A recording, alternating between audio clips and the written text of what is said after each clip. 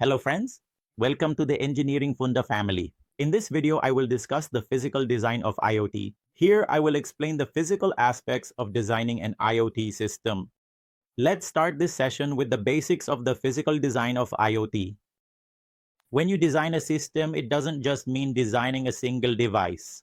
There are many things you need to focus on. For example, you have to consider what the end devices will be and how the IoT system will interact with these end devices. That's why physical design is much more than just making products. Here, we are not just talking about manufacturing products. How the product will interact with the IoT system is also a case we need to consider. Physical design includes things like devices and protocols. In terms of things, you will observe that we often have smart devices, sensors, or actuators. Along with things, some devices are also used in the IoT system, such as gateways or storage devices. These storage devices can also be on the cloud. To understand the interrelation between objects and devices, we need to understand how protocols are structured. Therefore, in the physical design of IoT, we should focus on things, devices, and how we can interact with things and devices using protocols. Node devices will perform remote sensing, actuating, and monitoring work. In node devices, you will see the use of sensors and actuators. Sensors are used to sense physical elements such as temperature and moisture. You can also sense sound. This depends on the application. Here, sensing is an essential part. Once you have sensed the data, you need to monitor that work. After you have monitored the work, you need to take action. Actions are often carried out through actuators. That is why node devices will perform remote sensing, actuation, and monitoring tasks. Protocols are used to establish communication between node devices and the server. Here, it is also important for you to understand protocols because communication between things and devices will be provided through these protocols. So, it is about forming an overall intelligent system. When it comes to an IoT system, it is not limited to just the end devices. Here, you will discuss the overall system for any given IoT application. In physical design, one understands the most effective method to store and access objects. Therefore, you need to understand how storage is being managed, how data is being accessed, how objects are being accessed. All these aspects will be observed for the final application. Now, I will explain the things part of the IoT system. When it comes to the things part, you should know that it generally consists of three elements. It can include sensors, actuators, or smart devices. Sensors and actuators are embedded with an embedded system. In an embedded system, you may have a microcontroller or a microprocessor through which you interface sensors and actuators. There are also some smart devices for which you do not need a separate embedded system. In a way, you can say that sensors are used to sense physical elements and actuators are used to provide a physical response to the application. Now, I need to explain these points in more detail. In IoT, things refer to devices used for actuation, monitoring, and remote sensing capabilities which serve various functions. These functions also include data collection. This data will be sensed in the form of physical data. There is also data exchange, in which the things will exchange data with the IoT cloud and perform certain tasks using actuators. Those tasks are performed based on programs and algorithms. So here, a task is performed by the actuator. In the same way, the things part is structured within the IoT system. Now, I will explain the generic block diagram of an IoT device. Let me explain it block by block. In the first block, let's try to understand how connectivity is structured. Connectivity should be provided from the things to the IoT server. For this, one can use USB-based connectivity protocols or Ethernet-based protocols. This is how connectivity is provided. When it comes to the processor, you will generally focus on the CPU. Generally, in embedded systems, we use microprocessors and microcontrollers to optimize our application, which allows anyone to decide the operational speed of a given application. The third block is based on the audio-video interface. Here, by using the audio-video interface, audio and video inputs and outputs can be provided. For audio and video, you can use HDMI and RCA, and for audio, you can also use a 3.5mm jack. The fourth block is based on I/O interfaces. In I/O interfaces, we generally have sensors, actuators, and smart devices. For interconnection or communication, serial communication protocols are used such as UART, SPI, I2C, and CAN. The next block is for storage interfaces, where you can use SD, MMC, and SDIO. The next block is based on graphics. Graphics are required for excellent picturization performance. Along with graphics, we will get a GPU with the given IoT application. The final block is related to the memory interface.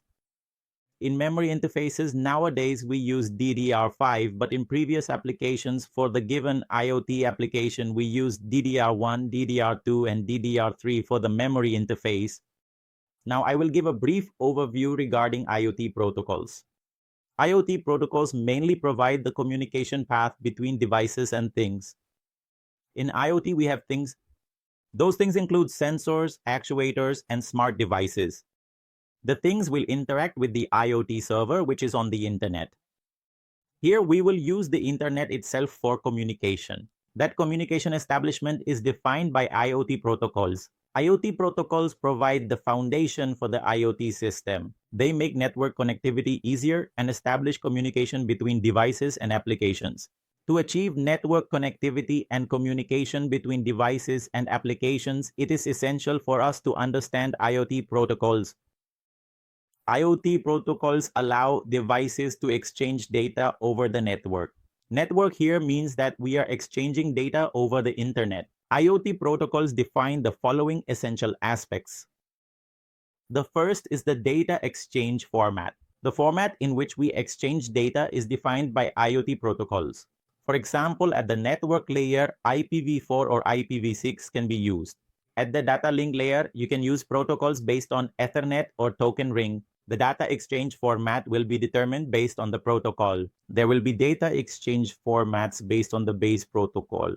Data encoding schemes are also defined by IoT protocols. Addressing schemes for devices are also defined by IoT protocols, and the process of routing packets from source to destination, that is, determining the path for data transfer, is also defined by IoT protocols, which is very essential for the internet. All these important aspects are defined here by IoT protocols. When it comes to data transmission, IoT protocols provide the following important functionalities. It is important for us to understand these functionalities. There are three functionalities here. The first is sequence control. Sequence control explains the sequence of packets, allowing devices to determine and understand whether the data transmission is proper or not. The second functionality is flow control, through which the data transfer rate is justified.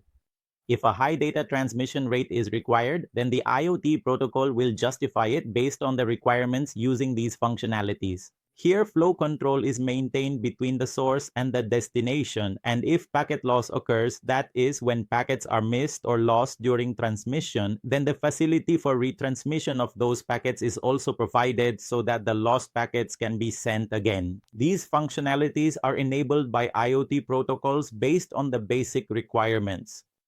Now I will discuss those IoT protocols that we use on the internet. Generally, the OSI model has 7 layers, but in TCP/IP, we usually have 5 layers. The first layer is the physical layer, which we already use on the internet. Apart from this, there are 4 more layers that we also use for IoT. Let me explain these 4 layers to you step by step. Layer number 2 is the data link layer, right? The data link layer can have various IoT protocols such as Ethernet. We can also have Wi-Fi, WiMAX, and cellular protocols like 2G, 3G, 4G, 5G, and LTE networks. In this way, there are different protocols in the data link layer. Here, I am just giving you a basic overview. We will study all these protocols in future videos of this Internet of Things lecture series. The next layer is the network layer, in which we commonly used IPv4 and IPv6 in 2025. The next layer is the transport layer, in which we have TCP and UDP. Generally, only these 2 protocols are used. Apart from these, there are many other protocols which I have already covered in the Computer Networks lecture series. But generally, we use only the TCP and UDP protocols. TCP is for connection-oriented services and UDP is for connectionless services. The last layer is the application layer, which includes many different protocols such as HTTP, CoAP, WebSocket, MQTT, XMPP, DDS, and AMQP. We will study all these protocols in detail in future videos. Here, I am just giving you a brief overview. Let me explain the meaning of all these layers to you. The application layer will provide raw data. So here you will have raw data. That raw data will be divided into small segments with the help of the transport layer. Those segments are often converted into packets with the help of the network layer. For packet formation, we mostly use IPv4 and IPv6. Those packets are given to the data link layer where frames are formed. The structure of frame formation is based on protocols such as Ethernet, Wi-Fi, WiMAX, and cellular technology. This is how the data hierarchy works, and this is how data is exchanged between devices. On the internet, IoT functions are working in the same way as described by the physical design. I hope you enjoyed this video. Thank you for watching this video.